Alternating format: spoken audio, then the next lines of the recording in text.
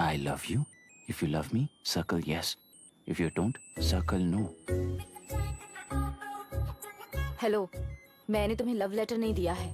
तुम्हारे भांजे ने मेरी भतीजी को दिया है। तो अब बताइए, अब मैं क्या करूं? क्या पूछ रहे हो? क्या करें? चाटा मारो उसके गाल पे। उसे चाटा लगाऊंगा तो उसकी फीलिंग्स मर जाएंगी क्या? Shameless thing.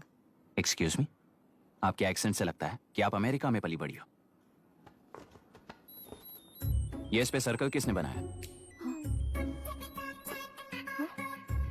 ओह, तो ये देखकर इसने इसकी नाक फोड़ दी और इसने उसकी नाक फोड़ दी, है ना? पीठ को मारने वाला मैं नहीं।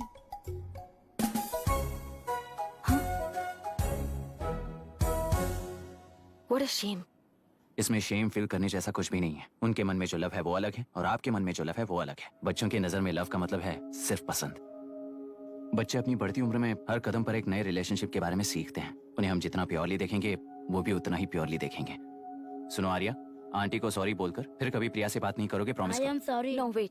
पीट, आर्या को तुमने मारा इसलिए तुम सॉरी बोलोगे। एक मिनट, आप क्यों सॉरी बोल रहे हो? ऐसे गधों को एक टांग पर पूरे स्कूल में दौड़ाना चाहिए, वरना हर लड़का हर लड़की को लव लेटर देता फिरेगा हमारे स्कूल में। इस तरह सबके सामने पनिश करने की वजह से ही वो ऐसा करते हैं। इन्हें तो लव शब्द का मतलब ही नहीं पता है। प्लीज इन्हें छोड़ दीजिए sir. No no, I won't accept this settlement. Right now I am suspending this boy with immediate. It's okay sir. I'm withdrawing my complaint. Priya, Pete, come let's go. Okay. Sir, आप अपने घर के frustrations school में लेकर मत आइए। Thank you sir. चलो Arya. Excuse me, my name is Abhi. Hi, Myra. आपको एतराज ना हो तो हम थोड़ा वक्त साथ बिता सकते हैं? Excuse me? मतलब क्या आप मेरे भतीजे के साथ और मैं आपके बच्चों के साथ टाइम स्पेंड कर सकता हूँ? Sure. Okay, please.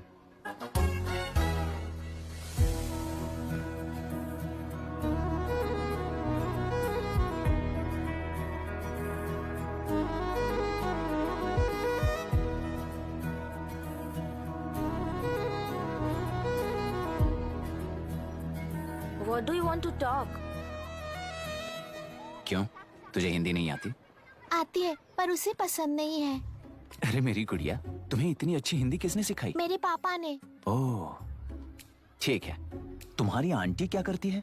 और यहाँ और कितने दिन रहेगी? मायरा आंटी ट्रिनिटी कॉलेज की म्यूजिक स्टूडेंट हैं। डैडी के रिसर्च सेंटर से वापस लौटने तक वो यहीं रुकेंगी। इसके बाद अमेरिका चली जाएंगी। ओह, तो परदेसी पंछी है। ठीक है, मेरा एक छोटा सा पजल सॉल्व करोगी?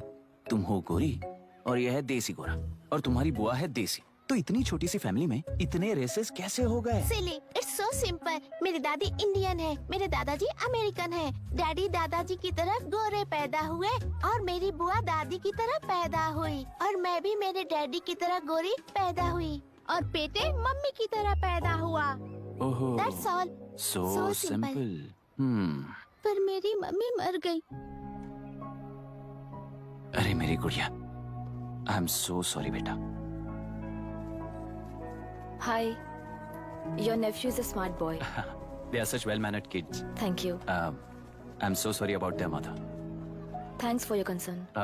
सुना है आप म्यूजिक स्टूडेंट हैं। अगर आपको लोकल म्यूजिक के बारे में स्टडी करना हो या तेलुरु में घूमना हो तो मुझे बताइए। I'll take you. Sure, of course. Okay, ना? We'll catch up. This is my fiance's call. I need to take this. I'll see you around. Come. Hi. Yeah, I'm good. How are you? क्यों Arya, aunty ने मेरे बारे में कुछ भी नहीं पूछा ना? तुम क्या करते हो पूछ रही थी। तो तुमने क्या बताया? आईआईटी में पढ़कर एमआईटी में सीट पाकर तेलुगुरु में बेकार घूमते हो ऐसा बताया।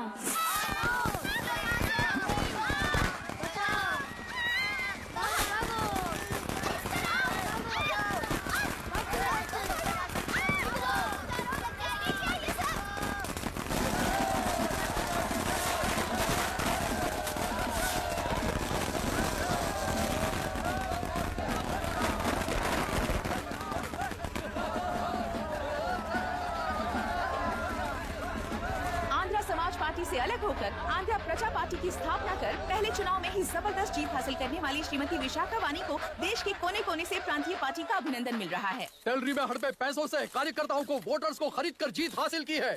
ईवीएम से छेड़खानी की गई है। यहाँ ऐसे हालातों में केंद्र में ज्यादा मेजोरिटी से जीत हासिल करने वाली इंडियन डेमोक्रेटिक पार्टी को हमारा साथ नहीं मिलेगा, ऐसा स्पष्ट किया विशाखा वाणी ने। श्रीमती विशाखा वाणी जी के बेटे कैकलुरी एमएलए विष्णुवर्धन को गवर्नर रमाकांत जी ने सरकार की तैयारी के लिए चुनौती दी है। तो अभी हमें ये देखना है कि आने वाले चुनाव में कौन सी पार्टी जीत हासिल करेगी। तो अब हम जाएंगे हमारे संवाददाता मिस्टर संजय नायर के पास, जो अभी पार्लियामेंट में उपस्थित है। लोकतंत्र के 4 स्तंभ क्या क्या है? सरकार को चुनने का हक जनता का है, मेजॉरिटी रूल्स।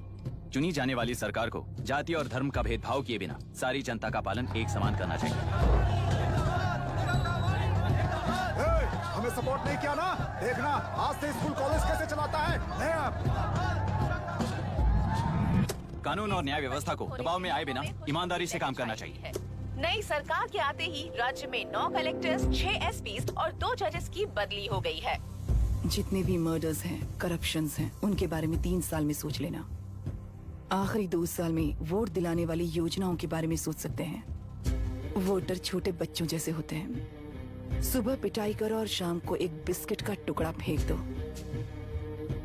तो खुशी से उछल जाते हैं।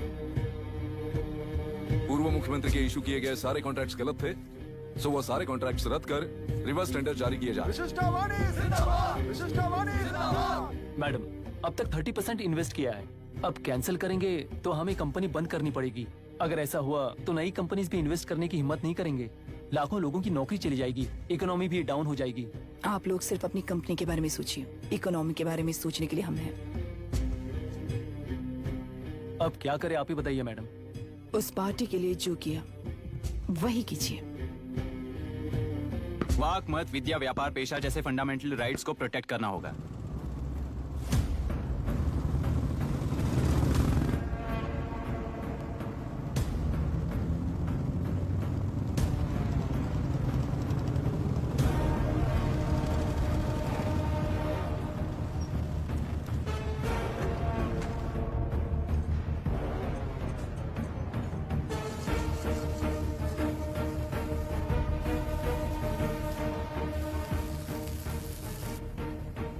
गुना भाई आया है। अरे अंदर लेकर आना चाहिए था, कॉफी पी लेते। अगर हर जगह कॉफी पियेंगे तो पेट खराब हो जाएगा। फैक्ट्री में कितने लोग काम करते हैं? 5000 लोग। महीने का कुल पगार कितना होगा? कम से कम 3 करोड़। तो वो 3 करोड़ इस अकाउंट में डाल दोगे तो वर्कर्स को पगार हम देंगे।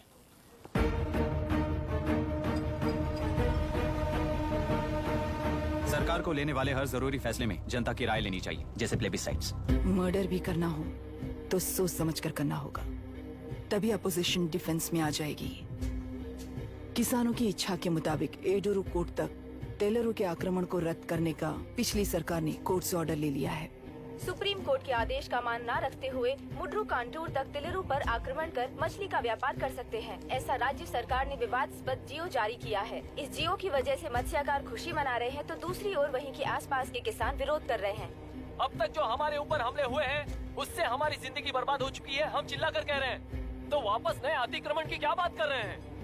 अगर वो इलेक्शन जीते हैं तो वो क्या सोच रहे हैं कि वो कुछ भी करेंगे? हाँ, इस जियो से बाधित किसान होने के नाते इस महीने के 16 तारीख को सारे जिले में बंद का ऐलान